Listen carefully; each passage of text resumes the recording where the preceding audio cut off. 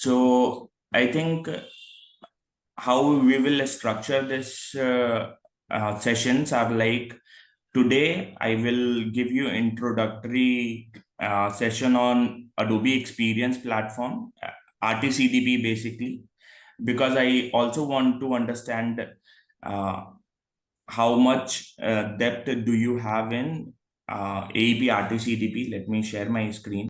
Yeah, so AEP is like the full stack, uh, which includes RTCDP, CJA, and AJO. Okay, yeah. So this would be the CJA class.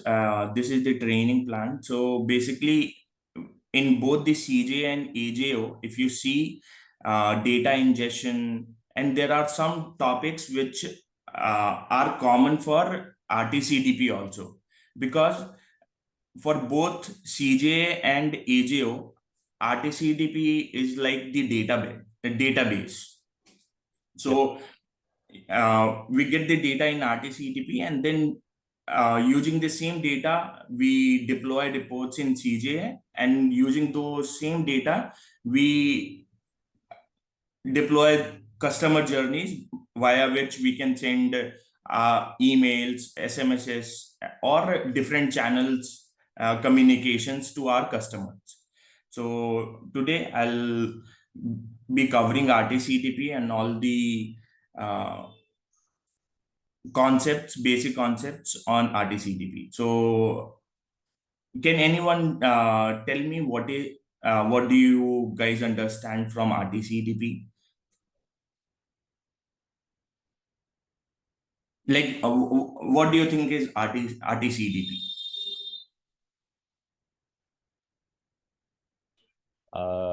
Is from a CDP perspective is where we do stitch up data and then do segmentations. Yeah, that's correct. Yeah. That's a non-academic answer. Yeah, so that's partially something that RTCDP does, but there are few other capabilities also with RTCDP.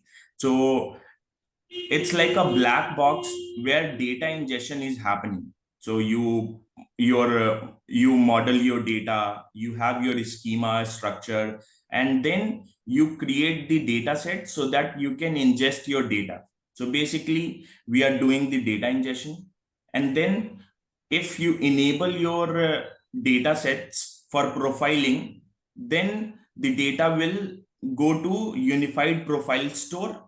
And if you don't enable the data set or schema, then that data will stay in data lake. So data residing in UPS, which is unified profile store, is only being used for segmentation and activating to destination and personalization. So let's say that you have some data and you enable it for profile, then only you can activate it to destinations like Google Customer Match or Facebook or any destination partners. So in short or in summary, AEP will let you ingest your data and then use it for segmentation and sending it to destination. So let's say that this is my demo website. So if you go to inspect,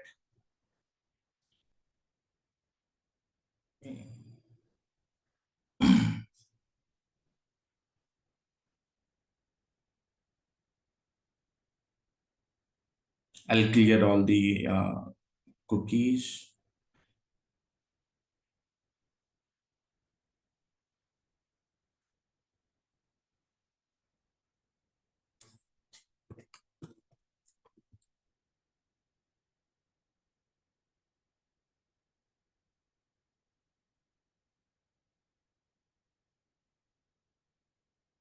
Yeah.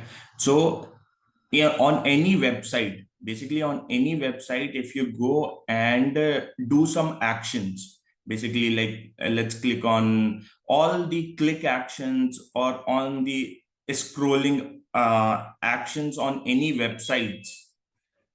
Yeah. So I was saying that for on your websites, like what we have to implement in respect to AEP RTCDP is that for each of the click or actions that we are doing, we will be implementing Web SDK. Web SDK is basically a JavaScript library by which you record all of your data into the AEP RTCDP platform. So when you have a website and therein you have implemented AEP Web SDK, which is a JavaScript library, then if you filter out with interact calls, you will see all the events that are going into your data sets. And basically you will see the XDMS structure and all. So I'm just giving you an example, and you can also see the ECID generating every time a site visitor is visiting your website. So this is how all the websites would function. And we capture our events, actions, and profile attributes into our data sets.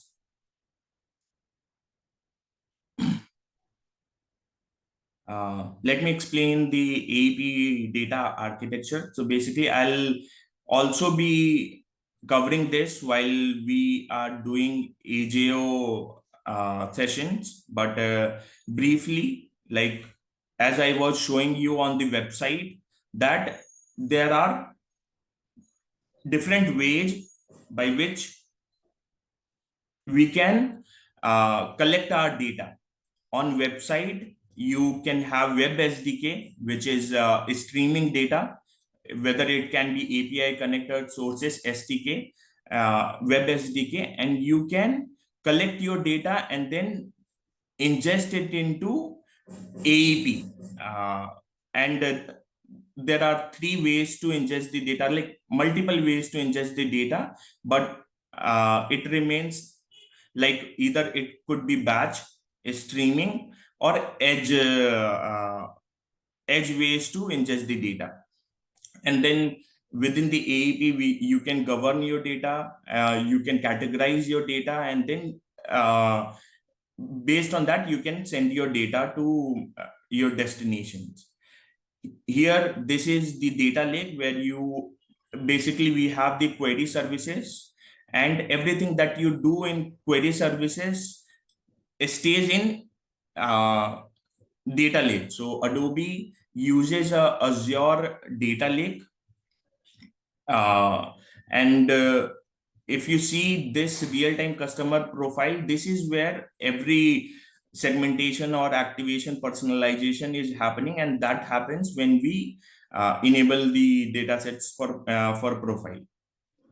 And if you see on the top block, this is our AEP edge network. So when our segments are activated for edge, we can use it for direct personalization, as you might be doing in Adobe Target. Or so this is the fastest way to stream your data from your website or any streaming data to your AEP edge networks, because in that way you are not using AEP, and you are directly sending the data from your source to Adobe Edge Network. So there are some ways, and we'll be also covering that. Event forwarding is there, which and there are some ways that we can do that in tags, and routing and profile and segmentation also. So as I was showing it to you, that there is data ingestion, data collection side, then data residing in the AEP, and using it for activation and personalization. So same thing, this left side is where we are collecting the data, and this is where we are processing, transforming, or reciting the data within the AEP platform so that we can do segmentation out of it. And then when segmentation has been done, we actually export it to real-time CDP. Like if you see the destination, there are multiple destinations. Batch destinations examples are like Amazon S3, file-based destination, and streaming destinations are, let's say, Facebook destinations and destination SDK. So every data we can export it to our destination as we require. And also it says Adobe application, so we can send it to Adobe Audience Manager also, Adobe Analytics also. So there are finite number of connections, destination connections available in real-time RTCDP. And same thing, like if you there is a profile snapshot that we'll be covering in upcoming sessions. So those profile snapshots are basically the entire data in AEP RTCDP, and that one we send it to Journey Optimizer also. When we send the entire data to Adobe Journey Optimizer, so all the segments and everything are inherently available in Adobe Journey Optimizer, and then we can use the same data that is available in AEP RTCDP for our journey actions, messages, and creating customer journey. Similarly, the same data is available in customer journey analytics also, and then we use it for reporting and so on and so forth. Any question, guys? Clear? If a client, based on your work experience, if a client only have AJO and CJA and didn't pay license for RTCDP, will he? I understand that they still have access to AEP capabilities, which is all the data ingestions and audience formulation. Am I right? Yeah, based on my experience, yes. Even when we get the license for AJO and CJA itself, but you still see those capabilities within your SQAs. So you will see data ingestion, profiling, those options would still be there, and they can still use RTCDP. So the only thing is missing is real time. Is it? Yeah. I mean, you have Yeah. CDP, but it's not real time. Am I right to say? I have not seen, like with my clients, they have also opted for AEP, but I'm saying from the experience that with one of my clients, I have seen the UI and it doesn't, everything is included on that UI. Mm. So, Yeah, yeah, because but my yeah. question is, if I buy AJO, CJA, and I don't pay for real-time CDP, what am I missing from this diagram? Is it that blue color real-time CDP or the red color real-time CDP profile? So when we are getting the license, like, or the Adobe representatives are giving you uh, and giving the license, Yeah. then only they will give the entire capabilities list. I think real time might be missing. Like there are some capabilities like Adobe Experience, Edge Network, event forwarding. These needs to be paid, and also within the AEP, there are functionalities like HTTP API, which is streaming in nature. So I think those kind of sources catalog would be not available, like Right. different type of sources. Right. Yeah, Okay. yeah, but basic capabilities like file-based ingestion or few connections would be there. Yeah. Okay. Thank you very much. No problem. More, I have a question. So regarding the data ingestion, the one that just now you show me regarding the data coming from the website that we are implement into AEP using Web SDK. Yep.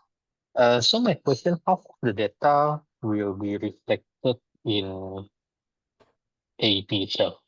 And let's say we are using RTCDP, how fast let's say we have a certain segment for audience that we want to do the personalization, content personalization. Is it really real time? So for example, if I click certain button, then I want to personalize the content immediately, or we need some time to process. No, it will be immediate. Look, like currently, if you deploy AEP Web SDK, so every time you are doing any action, like and I just clicked on this, right? So these two events have been fired and basically got ingested within seconds. So that depends on the type of segment that you are currently using. So for, let's say, for personalization and next page personalization or same page personalization, we can have our segments as edge segments, and then you can have the personalization available within same page. So that would be immediate, yeah, in real time. Yeah. So because what I understand in AP, right? When you do the data ingestion, it will goes to the data set, and then after that, from data set, right, you have to create the profile of audience, and then from there, then where you have to send the connection to the destination, which is to the website itself. However, what we have tested previously, when we submit the data from the website, send the data from the website using the Web SDK, somehow the data that we can see in our dataset is about 10 to 15 minutes later. I'm not sure whether the way how we implemented was wrong, or is there any issue because we are using that sandbox instead of the production environment. I think I understand your question. So what happens, AEP clubs all the data and makes a micro batch for around 15 minutes, and then you will see those ingestions happening in dataset UI. Okay, but if you take the if you want to check whether it's real time or not, so what you have to do, you take the ECID just after you have browsed, you take the ECID and go to profiles and search for this ECID. You will see this profile getting created immediately, but within the AEP and the dataset UI, you will see the batches coming only after 15 minutes, because that's how the data is being consolidated and being sent to dataset. I see. So if we go to the profile, it will be immediate. Yes. That means Yes. if we put certain rule, somebody who click this, then I want to create a certain audience. There's this audience, I can get the audience information immediately after I click the button. Yes. Yes, that's right. Okay. Thank you. Maybe we'll take a look on that again. Yes, sure. And maybe we can take a look at how the system is designed, and then we can check those things. Yeah. So now, so are you guys okay with the pace, or like do you, if you guys have gone through, so my agenda for today is to cover XDM schema and dataset, data ingestion, and how the profiling is happening, a bit of sources, data storage, segmentation, and monitoring UI. So this is what I am planning to cover. And then some of the data management practices in Adobe RT-CDP. Let's like, how are we trying to purge the profiles in Adobe RT-CDP? Like, once you have ingested the data, what are the ways to uh, delete those profiles, basically? And some of the API usage reports in RTCDP, like what is license uses dashboard or profile store reports. And then there are some APIs that you can check to uh, get the data of the field data, or like there are some important APIs that you can check in Adobe RT-CDP. So this is my agenda for today. So now we'll cover on schema and data set. So before we do anything in CJA, AJO, or AEP, we have to model our data. And how do we model our data? We create a structure for our data. And so in the same scenario, let's say that we have our data coming into from the website. So uh, now how will you store that data? So for storing the data, you will have your data modeled in experience data model. So that is the standard data model, and AEP also uses XDM structure.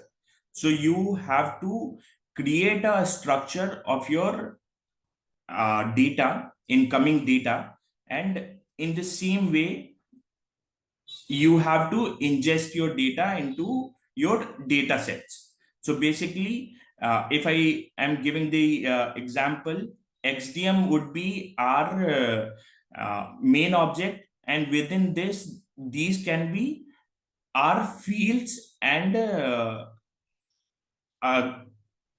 subfields, basically. So if I show it to you like this, if these are my fields, these things you define it in a schema, and this would be your identity, and then you create a data set built on top of a schema, and then you start ingesting your data into the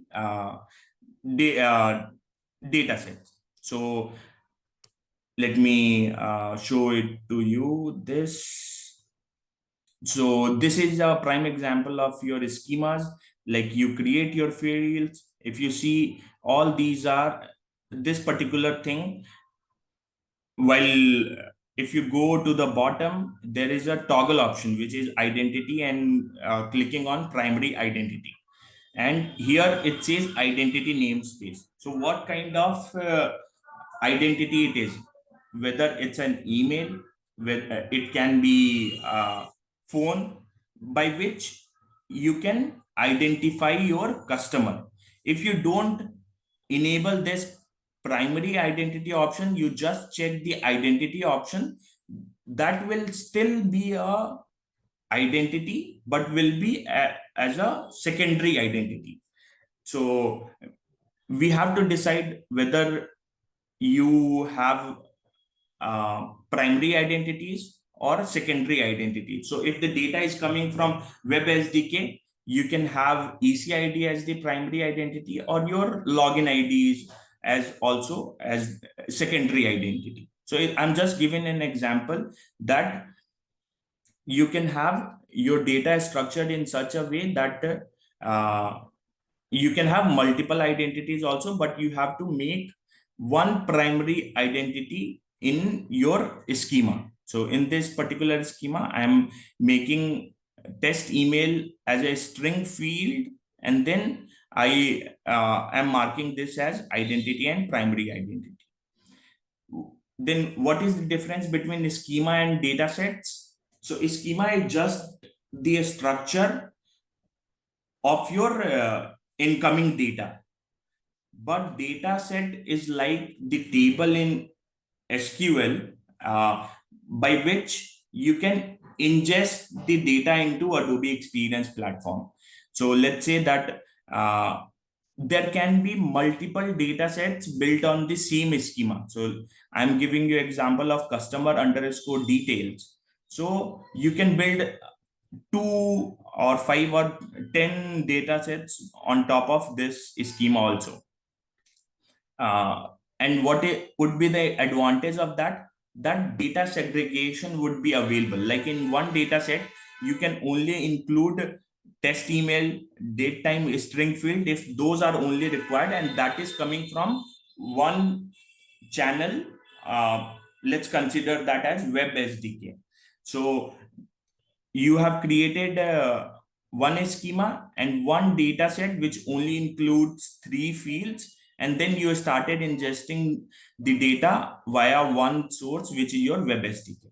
Then the second data set you can again create, and last name, ECID, date, container, and this field you can include it in a different data set which might be coming from, let's say,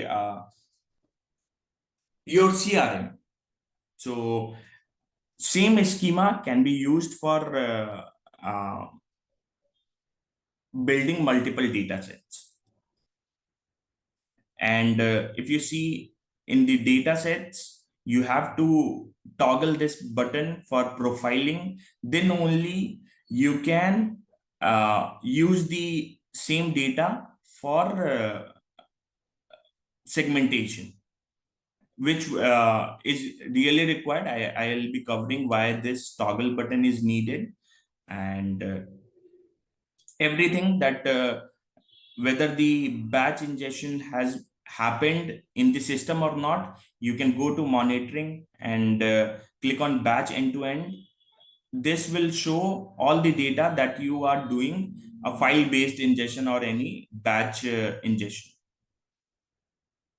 One second. Yeah. So let's say that there is a guy, Anmol, and there are multiple multiple identities which are coming in for this particular person. So there are, let's say, 5 sources are there, and in all 5 sources there is one identity also marked in the schema. So all the identities are clubbing and then creating a 360-degree profile by which we are identifying the customer. So what are these? ECID, employee ID, Amazon ID, email address, and mobile IDs. These are our identities which, and even in general sense, all the identities will help you to identify the customer. So let's say for an example, like I go to amazon.com and then I buy something. So there is a ID that gets created, or login ID or Amazon ID is something by which Amazon identifies that you are this and this user. So there would be an Amazon ID, and within the Amazon itself there would be employees, and the employees would be logging. If they are working in Amazon, so they would be logging with employee ID. So there would be a table for that also. Similarly, all the identities might be coming from different sources, and what AEP does, it helps you to stitch all the identities coming from different sources and then creates a holistic profile which can help you identify the customer. And there are if we are saying a profile can be composed of identities, attributes, events, and fragments. So basically, what do I mean by this? Let me show it here. So basically, once the profile has been created, then if you see in this screenshot, there is an option of profiles. So any within the RTCDP, if you click on profiles, you will see attributes and events. And within attributes are basically the records which are being ingested as an attribute which can directly identify the customer. Let's say first name, last name, country. So those will come in attributes. And attributes would also come, and for ingesting the record and attribute for a person, you will have to have a schema which is built on XDM individual profile class. And there is a third option which is events. So every action that you do on website, or if you are ingesting your data via HTTP API connection, source connection, so everything would be present in the event section. And for sending out that events data, or which is time series data, you will have to have a schema which is based out of class which is XDM experience event.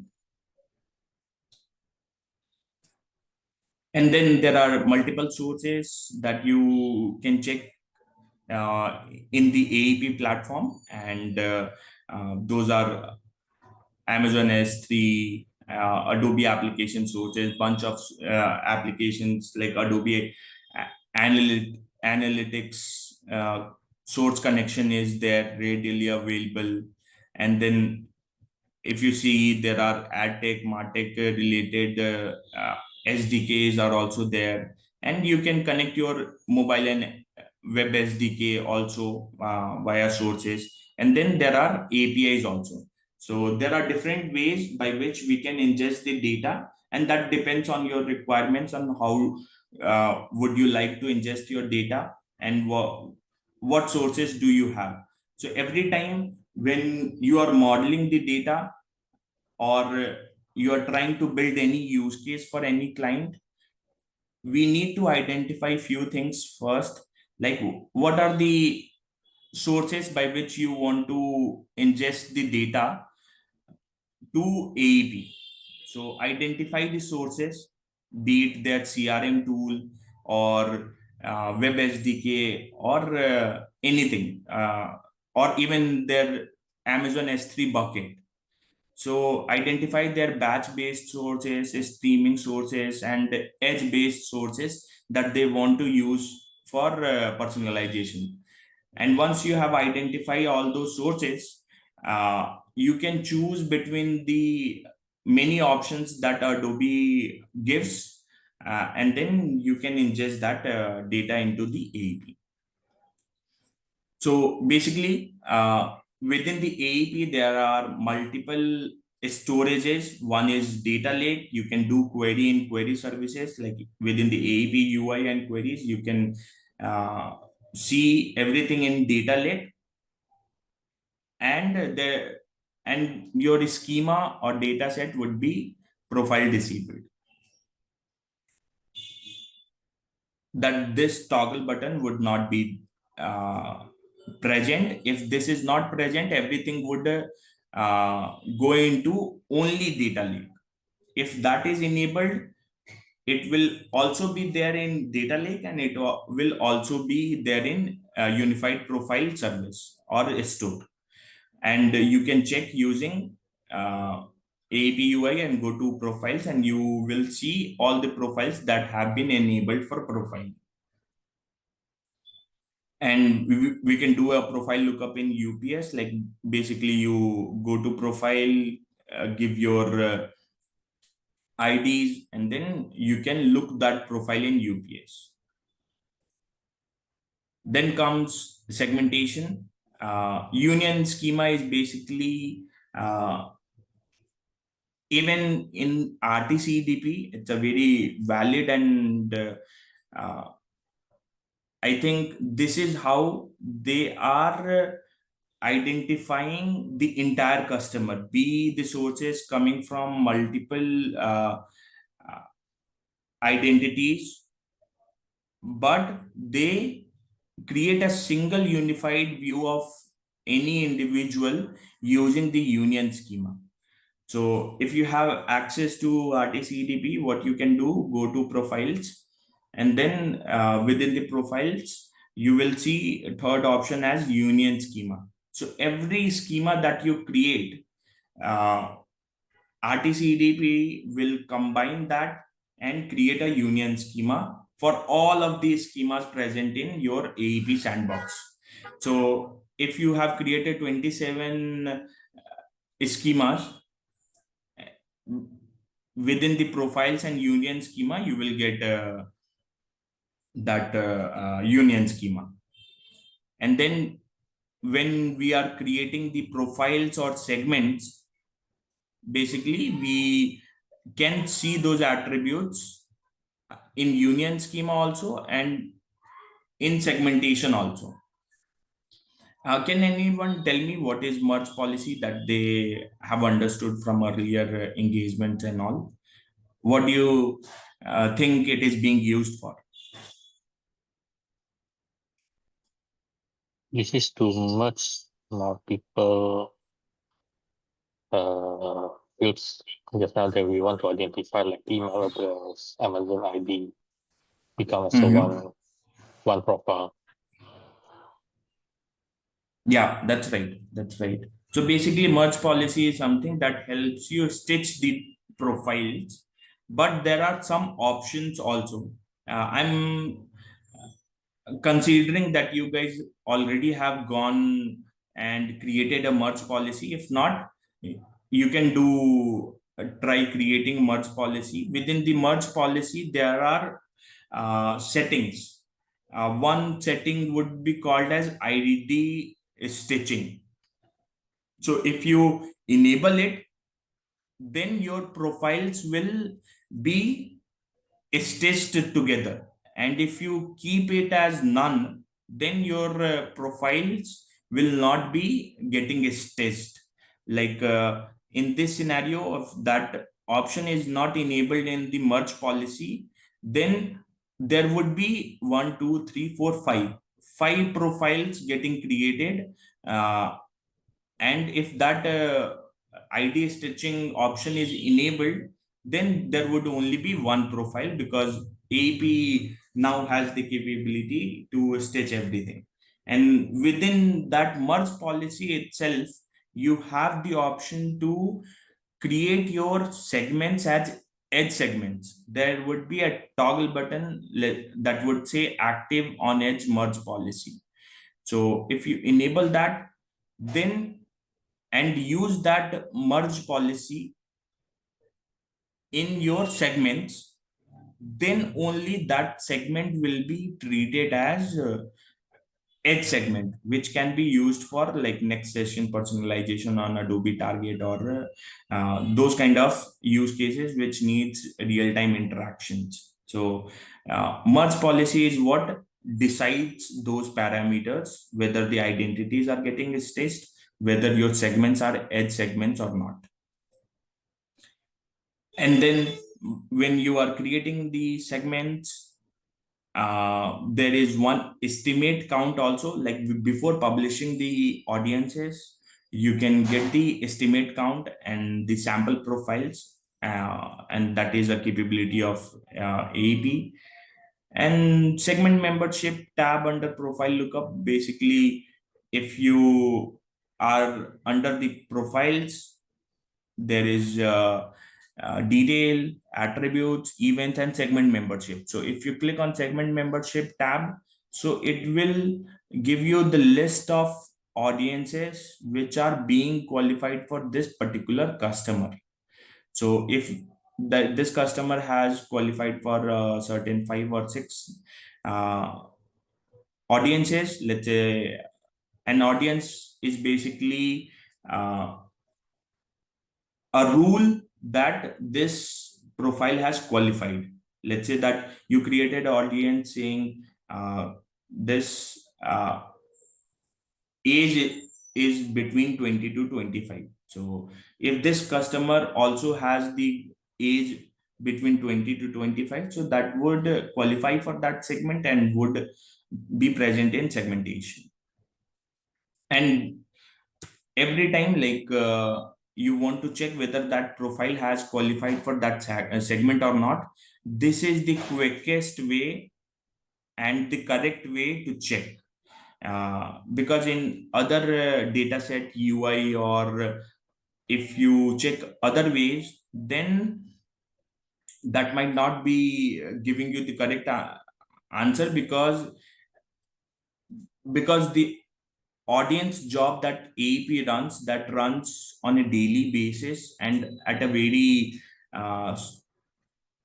scheduled time. So if your segment is a real time segment, then you might not see the count in audiences UI, but when you go and look up that profile and go to segment membership, you will see that profile getting qualified for segment. So always go and check using this method. I'll just take a pause and take up any questions so far.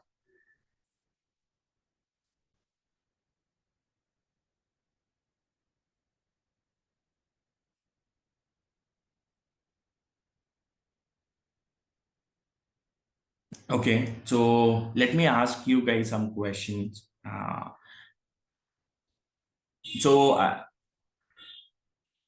Can anyone tell me what is a field group and data type in Adobe Experience Platform, and what do you think is the difference between these two? But first, tell me what is a field group and data type in AEP RTCDP.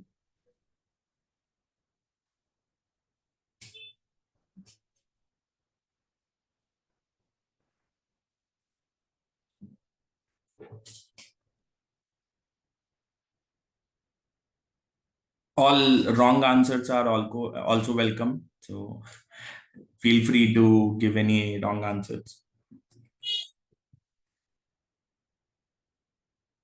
And so I'm talking about this basically when we create the schemas, you will see the field groups, and there is a data type also. So what do you think is this field group does?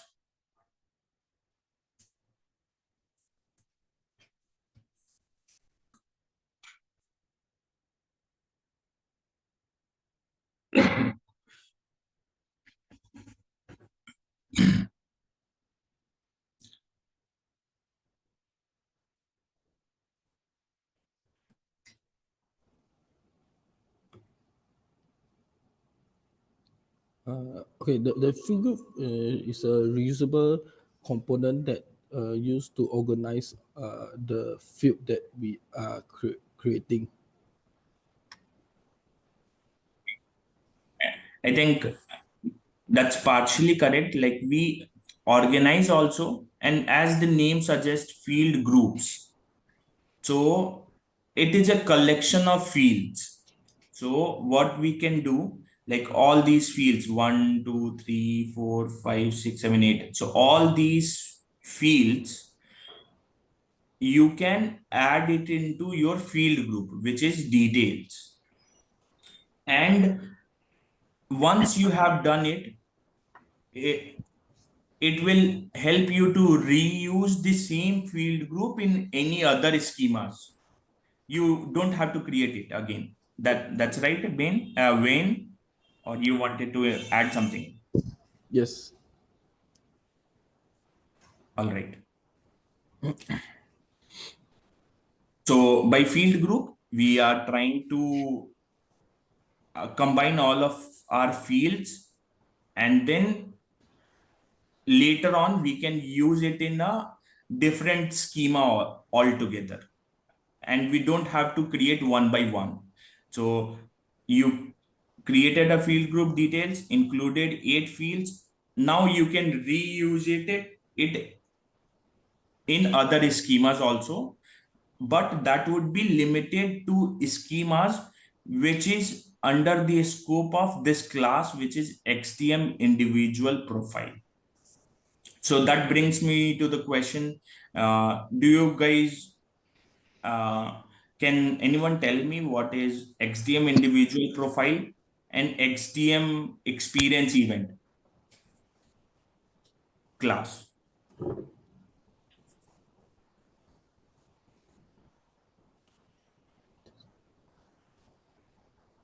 And why we would prefer to choose XDM individual profile, and why we would prefer to choose XDM experience event class?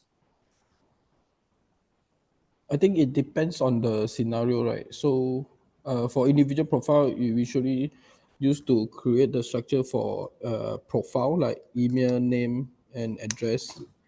And then for the experience event is we use to store the event that is happening, like when the user browse something or add to cart or the user did something.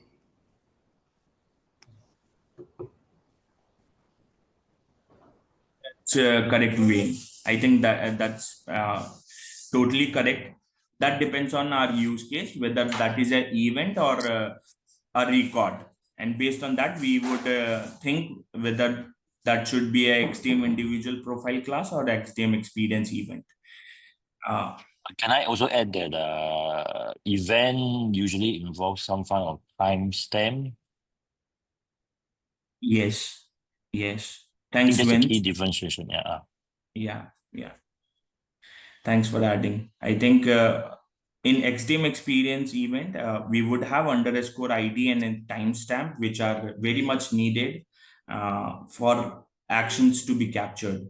So, which brings me to the initial question that I was saying, that this field group details would be limited to all the class which is XDM individual profile. So if you are creating another schema, customer underscore details 1234, and some other schema, customer underscore details 567. So in that one, you can just use this field group, like you click on this add button and then details. You don't have to add all the fields again and again. So this is the example of field group, that you can add the collection of your fields in the scope of XDM individual profile class once, and then it can be used, reused. But there is a data type also, that if you create that, it will be available across classes, like be it XDM individual profile or be it XDM experience event, or be it your custom classes. So if you create your data types, that will be available irrespective of what classes that you have defined. But field groups are only available across XDM individual profile class or the class that you have created. So this is kind of one of the architect level questions that might be coming if you guys are attempting in future AEP RTCDP. Like, what is the difference between field group and data type? So field group is restricted to the class, but data types are not. They can be used irrespective of the class. Then I think, oh, I was still here. So basically, seem like sources, and Vince, you were asking, I think the capabilities for activating your data would also be limited if you have only purchased AJO and CJ, because activation is a core capability of AEP RTCDP, where we can transfer our data from RTCDP to external tools. So these would be limited, like there wouldn't be 120 plus destinations. There would only be limited to few, and we might only be able to use the journey optimizer message and actions. So it seemed like sources, we have destinations, multiple connections available in destination, and that we can send it to our advertising platforms or partners or other Google customer match, Facebook, Twitter, and then we can use those data there. And if you see in the destination, these are some of the list, like which I have pulled it down. So these are some of the destinations, and within the UI, there is an option of destinations, and you can use that destination. I'm not sure if you guys are aware or not, but there is a data landing zone provided by Adobe, which you can leverage. Like it's basically a bucket they give, where you can store your data in sources also, and that's free. That comes with the AEP RTCDP licensing. So, and for destinations also, there would be data landing zone. So you can configure that, and you can, for testing purposes, like if you want to send your IDs or anything, or as you guys are now practicing, so it would be good to play around with that destination, which is and if you guys get any issues while configuring that source, data landing zone, or destination, or any other issues, do let me know. I can help you in troubleshooting. And then if you go to the monitoring UI, this can be used for end-to-end troubleshooting also. And basically, this is what I feel and is AEP RTCDP. Like when you get the license of real-time customer data platform, these 5 things is what you can do. Basically, you can ingest your data from different sources, and that's what I have been trying to articulate also, like previously, that there are multiple sources. You can ingest your data via multiple sources, and then if that multiple sources have multiple identities, then those identities will be getting stitched, and that is stitched using unified identity service. So basically, you collect your data, then identities are getting stitched, and then profiles are getting also created based on our identity stitching, and a unified profile or 360-degree profile would be created for that customer. Based on that profile, you can create a segments which define your logic. Like a segment can have 50 profiles or 100 profiles based on your segment logic, and then you can activate it to destination.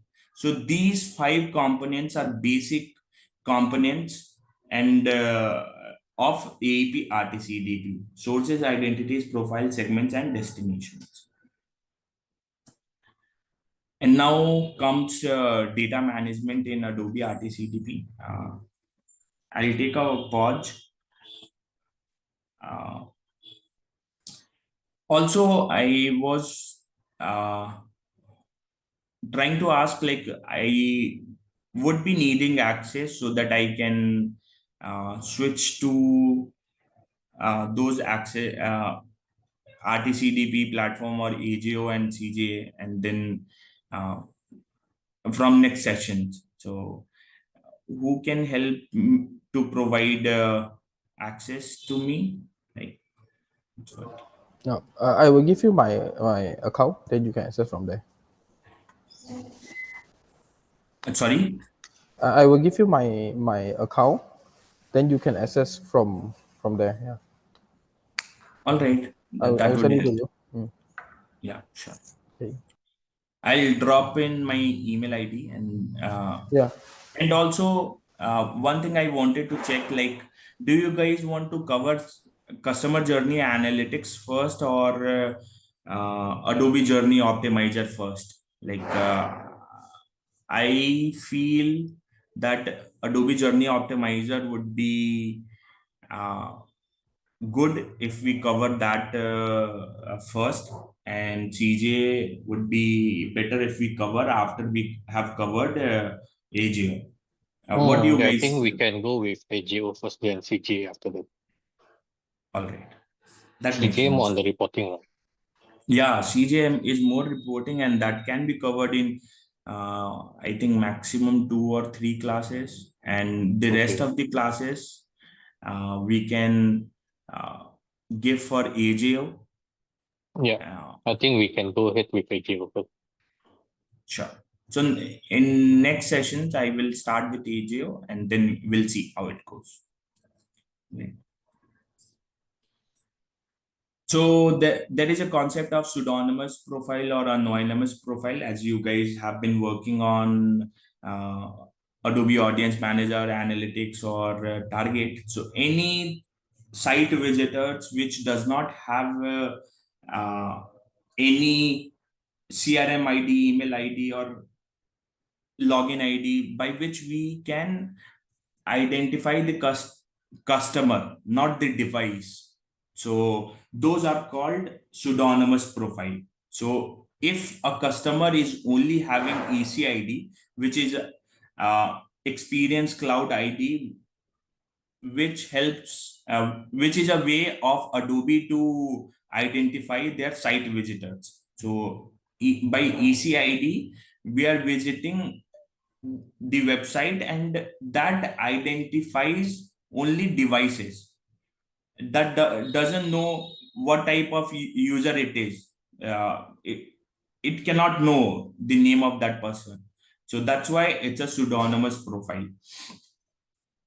And every time you go into incognito mode in your browser and you visit the website, a new ECID will be generated, site visitor ID, and that will be counted as a device in AEP RTCDP. And even the bot activities, and this is one of the examples where we only have profiles with ECID, and there are no valid IDs by which we are identifying the customer. Only the anonymous activities are associated with some identity. So those profiles are called pseudonymous profile. And then there is a concept of TTL in Adobe Experience Platform. TTL is basically time to live or expiration date. So basically, how long do you want your data to be there in your system? Because AEP is going to cost you if you keep your data forever. So there has to be a process, and that's why companies also keep trying to purge their data, delete their data after a certain period of time. So so what is the mechanism to do that in Adobe Experience Platform, which is TTL, time to live TTL. So you can say that the TTL is 90 days. And there are two ways to configure the TTL, which I'll be covering in the next slides. So, but for now, like let's say that there are pseudonymous profile and then there are known data. So there is one way to delete the pseudonymous profiles, and for the known data, there is another way. So first thing that we need to identify whether those are comes under this category or comes under your known data category, and based on that you can apply your TTL. Okay, yeah, so let's go for the first method, which is pseudonymous profiles deletion and time to set up time to live TTL on your pseudonymous profile. So for that, what do you need? What information do you need? So you need to know the ID namespaces to be considered for pseudonymous profile delete. So let's say that for this example, you only want to delete your ECIDs. So you will have ECID here, like on the first step. And you want, how much time do you want to wait? So let's say that you want to delete your ECIDs after 30 days. So you have your 30 days. And then you can also check your current profile count or license profile count, going to the navigation menu and then checking the license counts. So only two information are needed.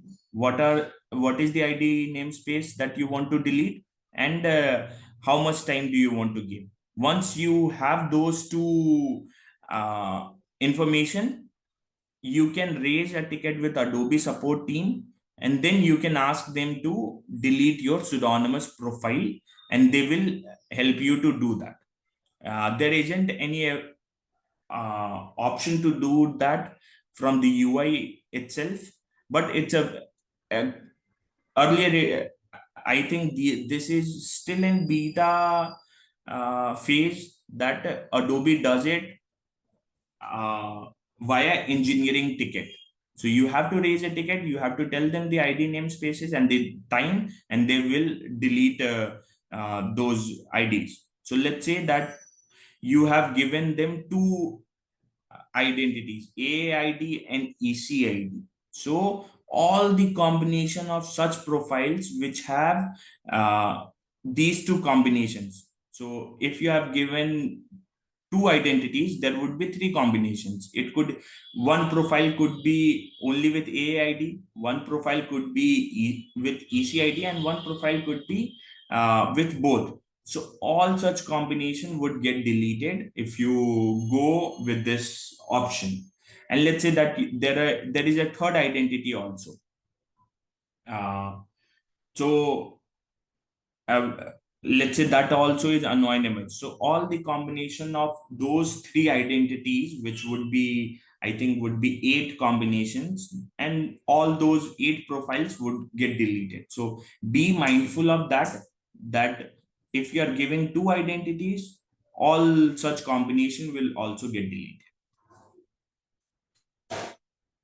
And let's say that if you gave AAID and ECID to be deleted, but there is CRM ID and mobile IDs, and there is other IDs also present in that profile, so that won't be deleted. So that's a good thing, that if you have more IDs there, then that will not be deleted. Only the identities that you have given for will only be deleted. I will be giving these slides. These are basically theoretical pointers that you guys have to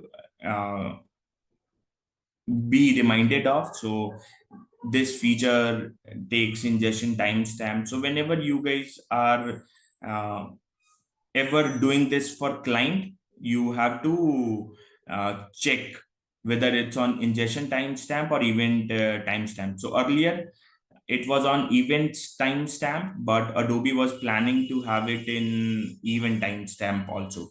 So maybe this is a good place to check whether this has been switched or not. And once you have given the consent, the deletion will be permanent and there is no way to restore it. So do your due diligence, and this job will be running once a day, and this is only for profile services. You can't delete that in ADLS, which is your data lake, but you can delete it in profile services. And profile services, what is adding up the cost in your license. So it is important to reduce that in profile service only. We can have forever data in data lake, and that wouldn't be charged up. So good to have that in query service, that's data lake, so that we can do some query analysis and only enable such profiles that we need for segmentation in profile service. So every time that you are unsure of that whether this is the correct data or not, I would highly recommend that you ingest your data in a schema and a profile disable data sets first. So it will not go into the profile service at that point of time. So all the data would only be there in data lake because it is profile disabled. Once you have identified and did your due diligence and check the query services and everything is correct and all, then what you can do, you can enable the dataset for profiling and then re-ingest also.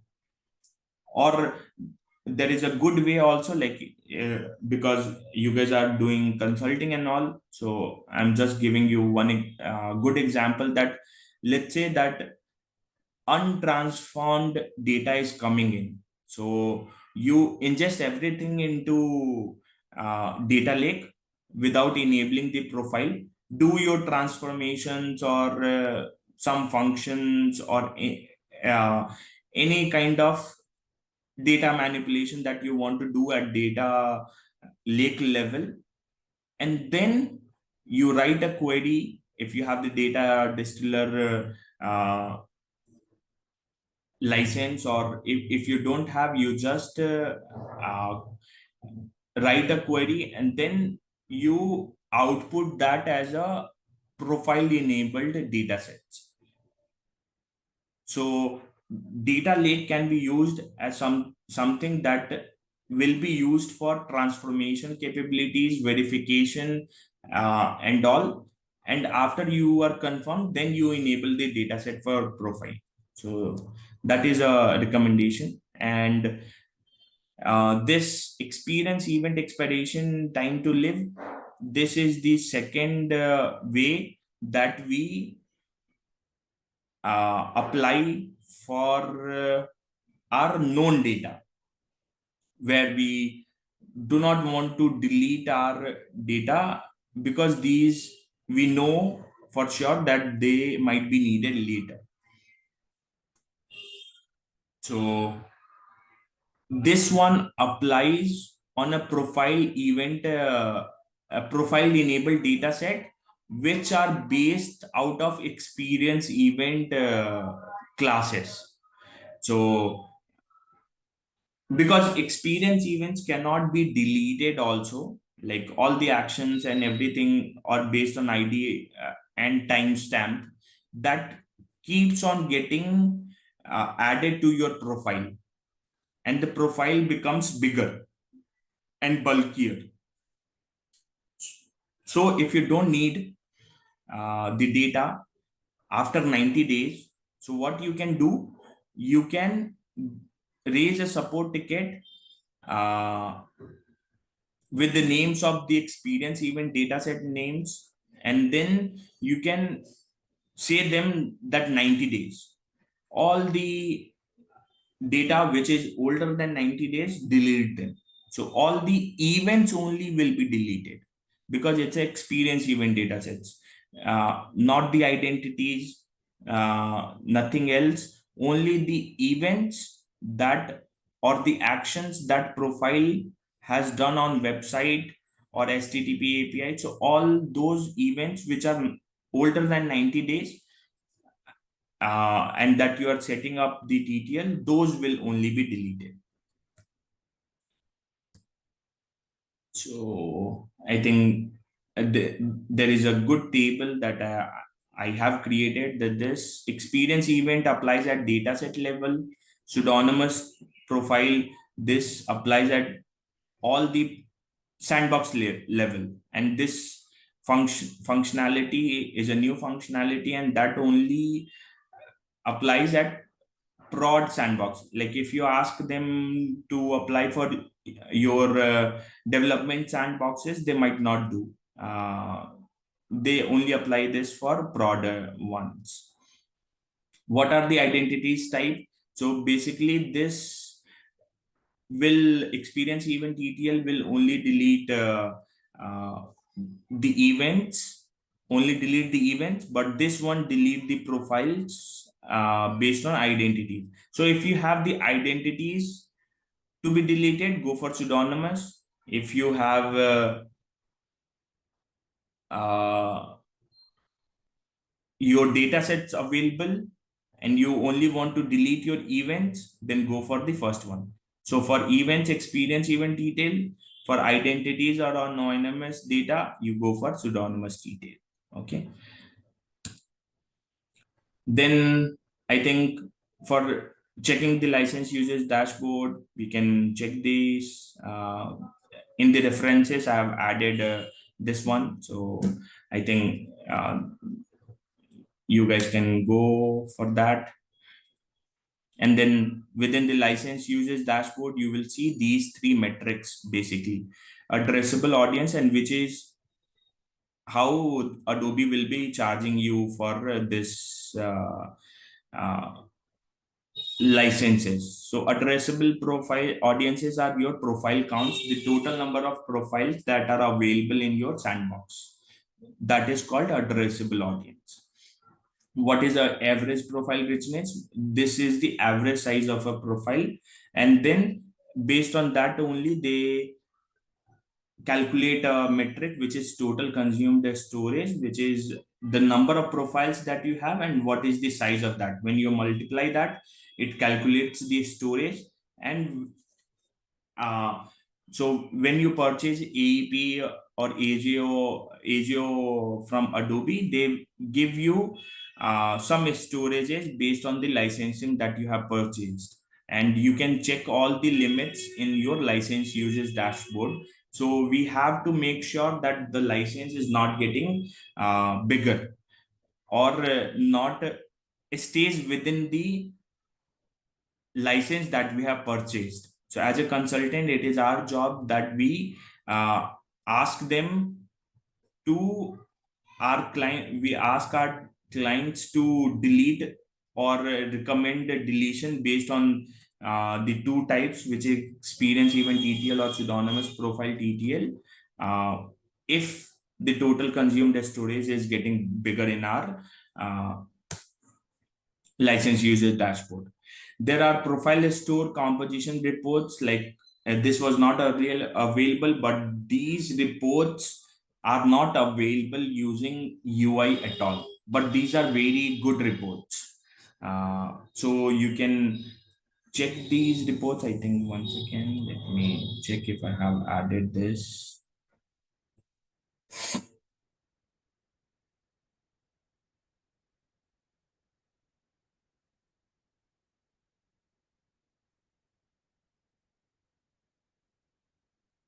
Just give me a minute.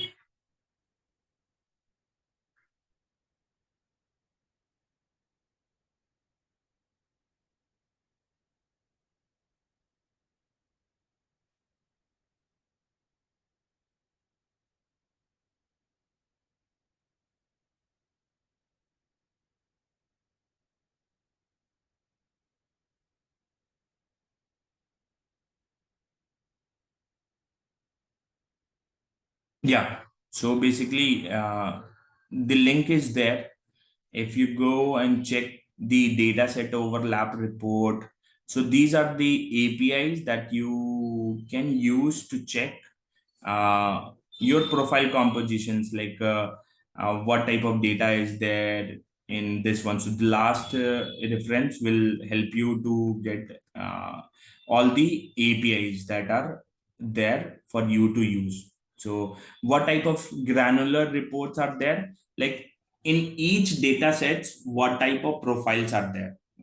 ECIDs, CRM IDs and all. And based on identities also, it can give you the report that says that ECIDs are like hundreds in your account, or login IDs are 10. So, and the third best report is there are unstitched profile like ECIDs are there, and how many profiles are there. So, and if you check, yeah. So basically, you can do a get call with this API endpoint dataset overlap, and it will help you to give you the result and response payload in this way with dataset IDs and the number of profiles. So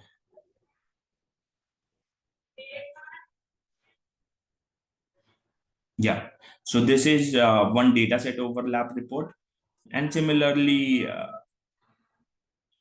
okay, the same report is there in here also. And similarly, you can have the identity overlap report, and this will help you to know which data sets have which how many profiles.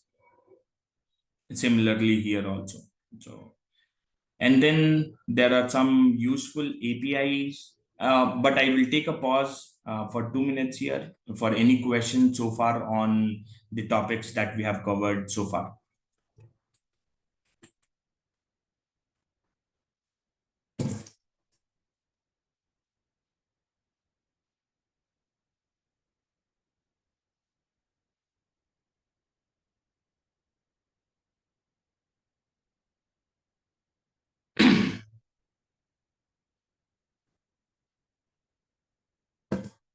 Are you guys finding it useful, like these, since you guys have already been through the AEP RTCDP training? So are you guys finding it repetitive, or it's fine? I can keep going. Yeah, it's good. It's good. Okay. Yeah, actually, we learned something that is we didn't learn during the training session, so that's good. All right. So there are some useful APIs, and I wanted to add these APIs for your reference. I'll also share this PPT with you guys so that you guys can have these APIs, because these will be really helpful as consultants. And I have also added the curl that you may have to add here. So basically, if you see the exact curl and the parameters, if you pass, and basically it only asks for 2-3 things, which is one is your bearer token, and one is your API key, and your org ID, and what is the name of your sandbox. Based on these 4 attributes, which you can generate via, if you have access to developer.adobe.com, basically you can create a project there, and then you can retrieve these details, and then you can run APIs on Adobe Experience Platform. So with Adobe Experience Platform, what Adobe is trying to do, that they are giving their customers the ability to do everything by API. Like everything that you can do via UI, you can do it via API also. And if you can do it via API, you have the option to automate it, and you have the option to retrieve things that you cannot do at a larger scale from UI, because UI gets slower a lot. So I would say that this AEP stack of Adobe, which is RTCDP, CJA, and AJO, is mostly based on APIs. So it is important for us to uh, understand how to fetch the data of the field batches. Like if your batches has been failed due to so and so reason, or like some parsing error or some validation error, so we should be able to check that data on why and what was the corrupted data in there. And this is not available via UI, that you cannot see your failed data from the UI. So for that, you can run this API. It will give you a href, and once you copy this entire href into the get parameter and click on send, it will show you the JSON, and you will see the field data. So this is one good example of API that you guys can run. And then there is another one to check when or whether profile qualified for segment via API or not. So you can run this API, but this is also available using UI. So I think you can do that via UI itself. Like go to profiles, go to attributes, and then there is an option to view JSON. Click on view JSON, you will see the similar segment membership field, and this particular ID is your segment ID, and it says this one got qualified at this time, and the same profile which you are adding it here in the entity ID that got exited for this audience also. So what type of things that you will see? You will see the status and the last qualification time within the segment membership field, which will help you to identify when did this customer qualify for that segment. So this is for that API, which can be done via API also and UI also. Then to check all experience events associated with a profile via API.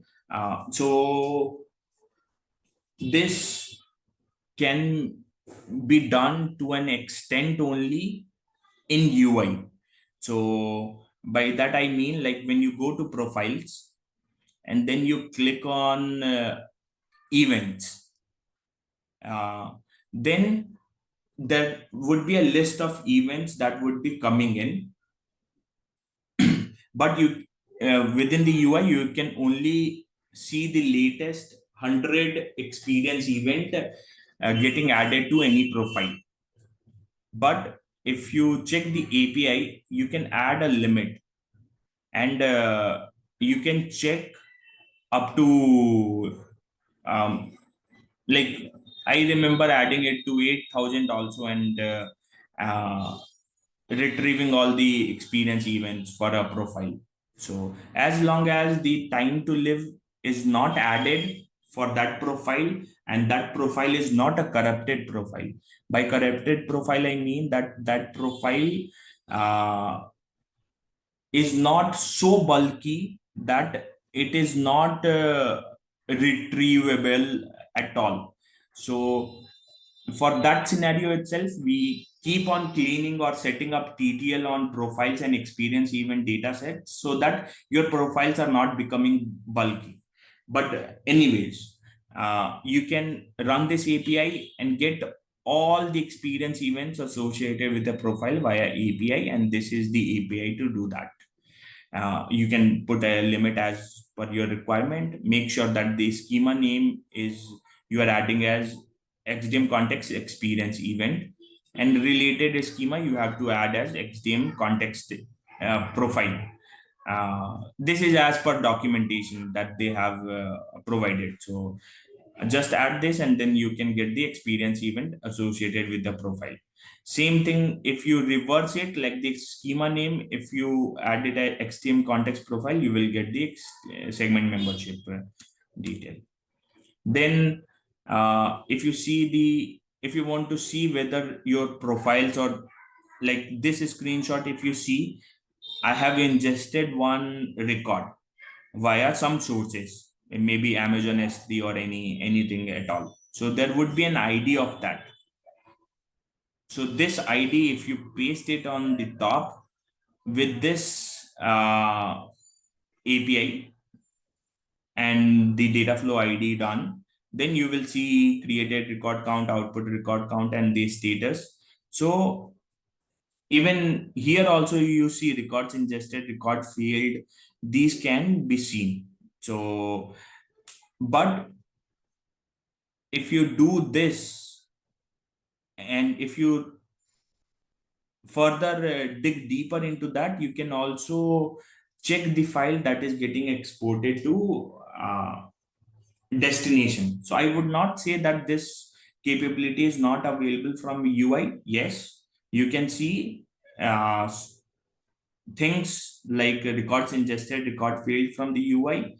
And if you want to automate or monitor your data flow runs, whether that is you don't want to go into UI every time and you want to check the statuses.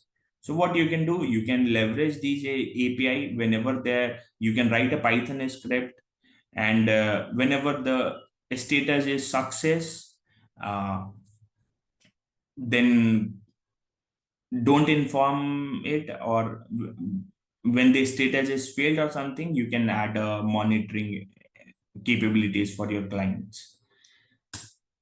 Then I would not recommend to do this like a segmentation job creation via API, because in production, let's never do that, because that will impact this segmentation job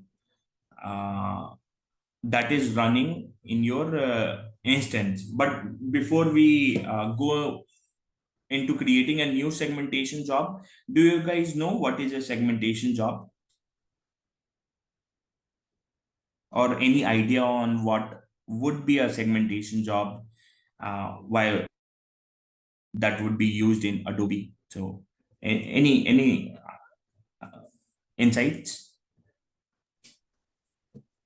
No idea. Yeah, so I'll tell you, it's a very good it's a job. Basically, it's a job that clubs all of your segments. Let's say that you created 10 audiences. Okay, we don't have access. Okay, maybe I'll tell you tomorrow on how to club all your segments and add to the schedule, like the segmentation job schedule. Does anyone have your access? Like can they share their screen? I just want to, if they have access, I want to show one thing because we are Yeah, 1 on minute. this. Yeah, I will share my screen. Yeah, please go ahead.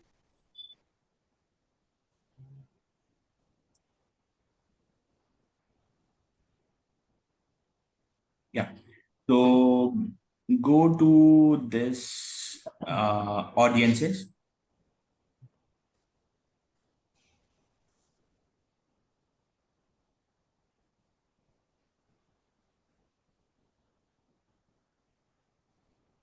Yeah, so here you see this toggle button, which is schedule all audiences. So Yes. basically, yeah, so this should be enabled as such. Like every time you create your audiences, so if this is scheduled, so what Adobe does, it keeps on evaluating all of your audiences. By evaluating, yeah, you can enable this one. Yeah, Okay. so every time you and even Adobe recommends this to be enabled. So let's say that you create 10 audiences. How does Adobe know that they have to evaluate them and give them the correct profile count? Like for this one, it says profile count is equals to 3, right? So if they have more profiles coming in, and if that is added to that segmentation job, then it will refresh, keep on refreshing. So this is one thing. And if do you have the monitoring access also, then you can go to This one? monitoring. Yeah, that one. Click on that.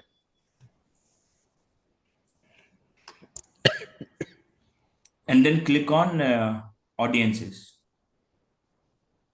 Yeah.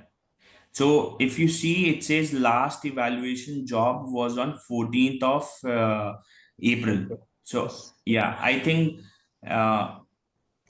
somebody might have disabled that toggle button by mistake. Otherwise, this would run every day. Okay. Yeah. So that's why only the export job is running. But can you scroll to the up, like on the right side? If you scroll up, yeah, click on this radio button segmentation job. Yeah. So there is only export job is happening, but there should be another job also which would be there. Can you make this filter as last 30 days? Let's check.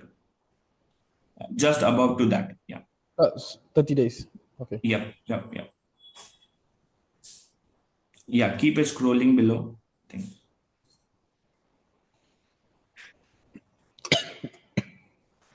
Yeah, so if you see, there are two types of job on 14th of April, which is one is type as evaluation and one is as export. So eventually we should have both type of jobs coming in. But now that you have switched it on, it should evaluate every audience that you create. So that should be fine now. Let me share my screen. Thanks, Wayne, for sharing it. That segmentation job that Wayne just showed, that you can create it in your UAT sandboxes using this segment job API. You can include your segmentation and do an on-demand evaluation. On-demand evaluation, like on ad hoc basis, you can create your segments and add it your segmentation job so that it gives you the result of audiences then and there itself. Like the status would be new, it will run for some time and then it will get completed and your audience will start showing some profile counts if we create a new segmentation job. But by default, with the toggle button schedule all audiences that Wayne just showed, every audience in your sandbox or in your client sandbox would be evaluated via a Adobe provided segmentation job. Then this is just an example. I think this is to check whether you are able to activate your data to destination via API or not. So this is a good example, good API with which you can see the identity map and the identities are getting exported to your destination or not. And the segmentation job in UI, the same thing that we just checked. So there are two jobs, one is evaluation, one is export. We will be digging this deeper when we are into the AGO concepts, because these jobs are very much important for Adobe Journey Optimizer to receive the data.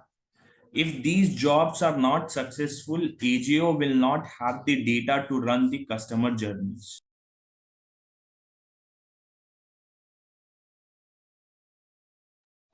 Yeah.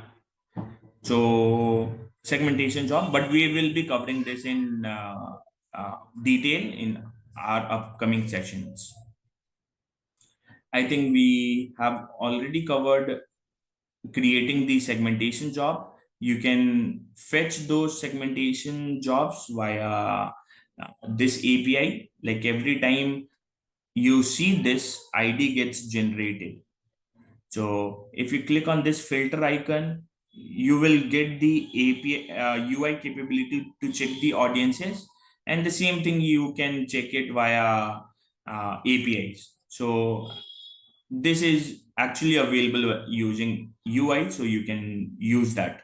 Like go to each of the segmentation job, click on this filter icon, you will see all the audiences which were part of this segmentation job and how many profiles that it had when the segmentation job ran. Then there is export job also. I don't think export job, if you see export job, there is no filter icon. So if you want to see the details of export jobs, you can still see it via API. But I think there is a nicer way to do it, that there is a profile snapshot data sets. Like every time the export job finishes, that system data sets gets populated with count. So I will cover that export job in detail because that would be useful for you guys in uh, journeys.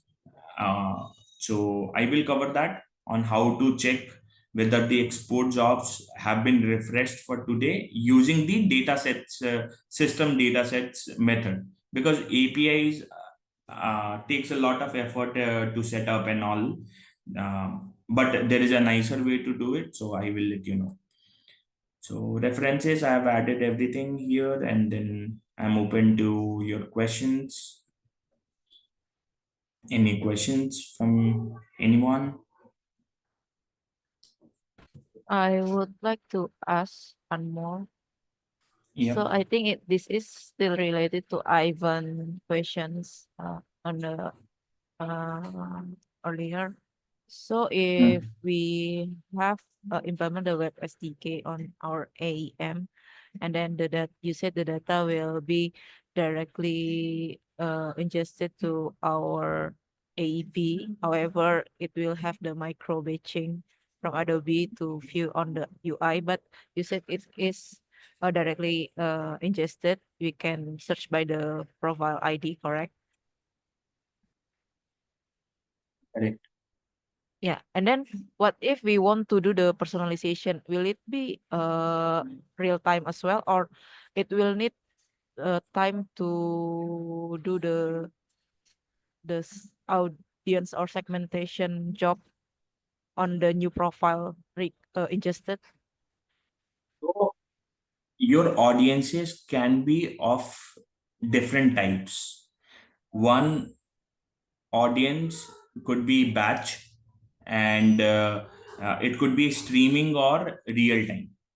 So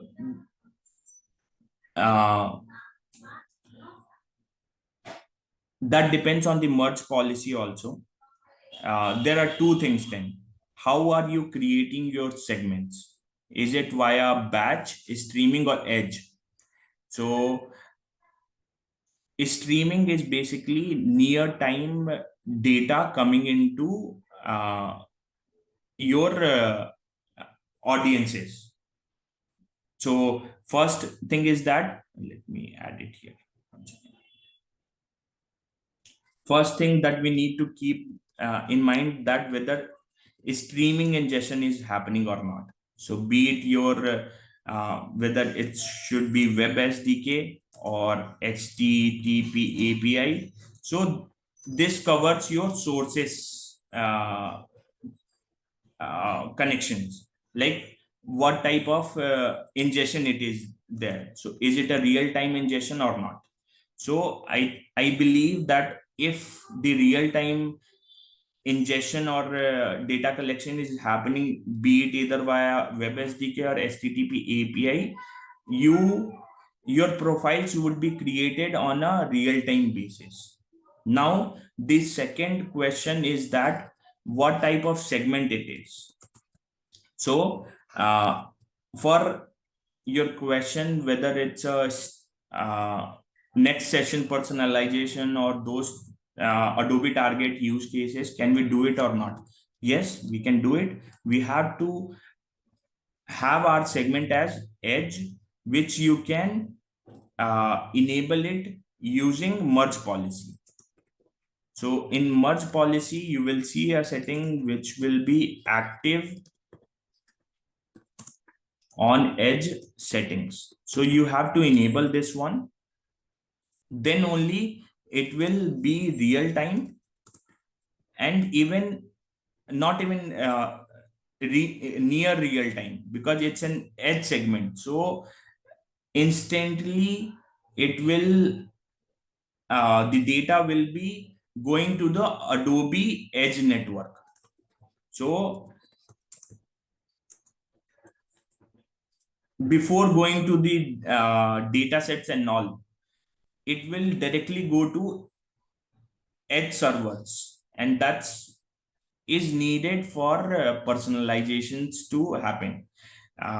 If you keep your segment as streaming, like this one, streaming segments, then it would be near real time. Near real time will have approximately 15 minutes to 20 minutes delay. So if your use case is something that is not confining to this one, then you can always create your segment as edge segment that you can do via merge policy, and you can have your data to be sent to Adobe Edge network directly. That makes sense, Maria? Yeah, it makes sense. But for the if we use the real time, we need to use the Adobe Edge network. Yep. Is Adobe it Edge. is it like another item we need to buy the license, or we No, can no, it's it's no, no. already It should be covered. Like if you oh have a okay. license to edge segment, as soon as you make your segment as edge, and whatever actions that you do on your website, it will automatically it will be populated into your data sets later, but in profiles it would be there, and you can build your personalization on Adobe Target and all instantly.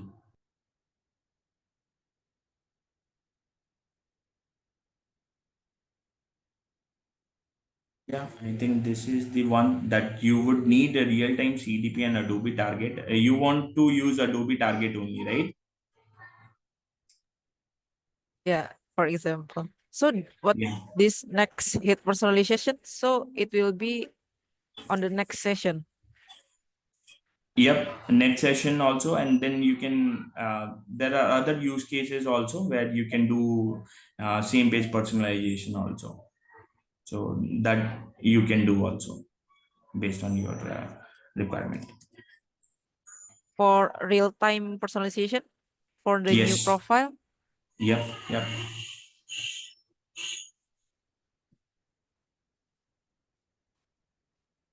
Yes, we can do both same page and next page also.